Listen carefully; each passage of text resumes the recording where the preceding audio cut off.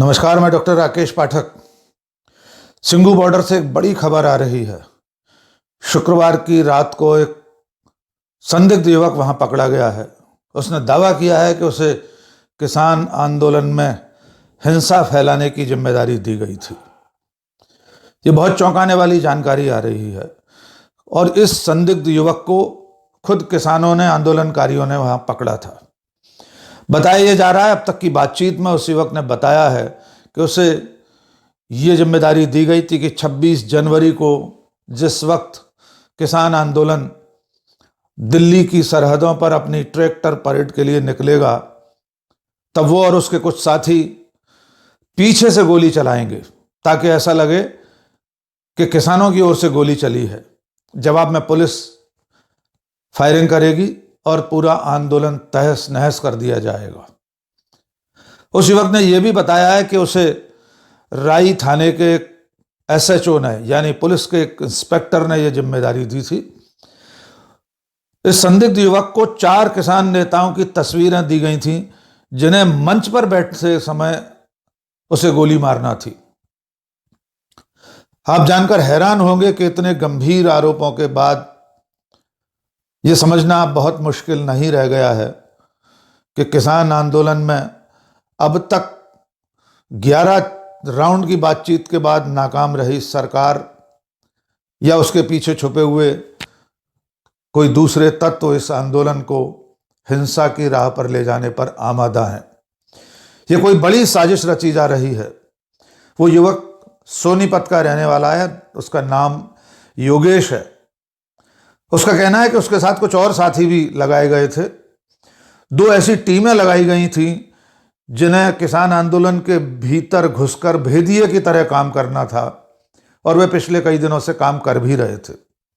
शुक्रवार की रात को जब वो युवक किसान आंदोलनकारियों के हत्थे चढ़ा तो उन्होंने उसे पुलिस के सुपुर्द कर दिया है। क्राइम ब्रांच उससे पूछताछ कर रही है। लेकिन क्या 26 जनवरी को किसानों की परेड शांतिपूर्वक हो सकेगी? क्या इस आंदोलन को, इस ऐतिहासिक परेड को तहस नहस करने के लिए, उसमें हिंसा फैलाने के लिए सरकार या उसके समर्थक तत्व कुछ भी कर गुजरने पर आमादा हैं? हम जानते हैं कि 26 जनवरी को गणतंत्र दिवस परेड के साथ दिल्ली की सरहदों पर, दिल्ली के आउटर रिंग रोड पर किसानों की बहुत बड़ी रैली की तैयारी है। लाखों की संख्या में किसान ट्रैक्टर लेकर वहां पहुंचने वाले हैं। पंजाब, हरियाणा, उत्तर प्रदेश, मध्य प्रदेश, तमाम राज्यों से, राजस्थान से इसकी तैयारियां चल रही हैं। दुनिया भर से करीब 450 मीडिया संस्थान इसे कवर करने के लिए दिल्ली पहुंच रहे हैं।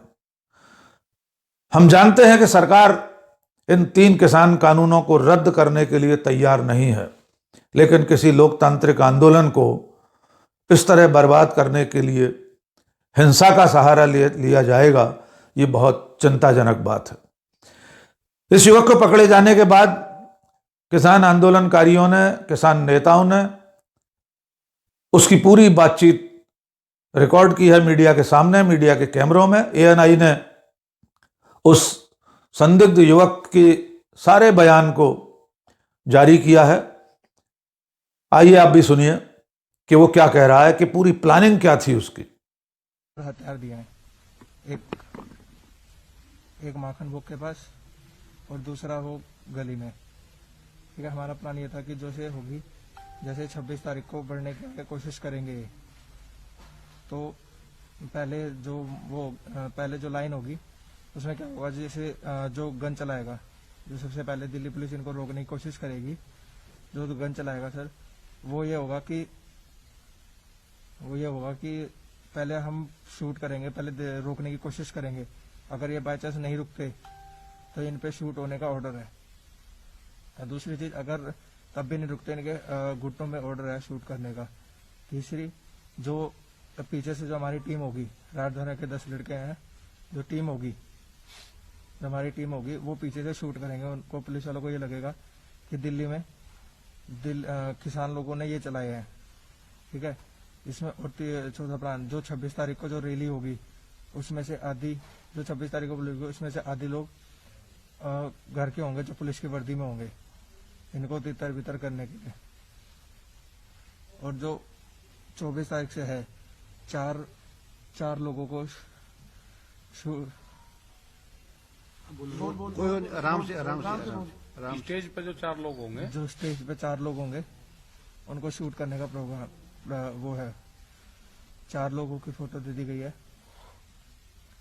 और जो हमें सिखाता है वो प्रदीप सिंह है, राय थाने का एसएचओ है। वो राय थाने का कौन है? थाने का क्या है? हाँ जी, कौन है? रही थाने में है कोई रही। थाने का क्या? राय थाने में प्रदीप एसएचओ है। वो कभी हमने थाने के आके देखा नहीं।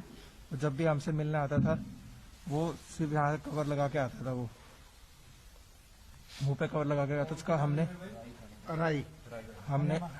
उसका बैच देखा था। ठीक है सर। नेताओं की फोटो कौन थे? सर उनका नाम नहीं पता है हमारे को, उनके फोटोज हैं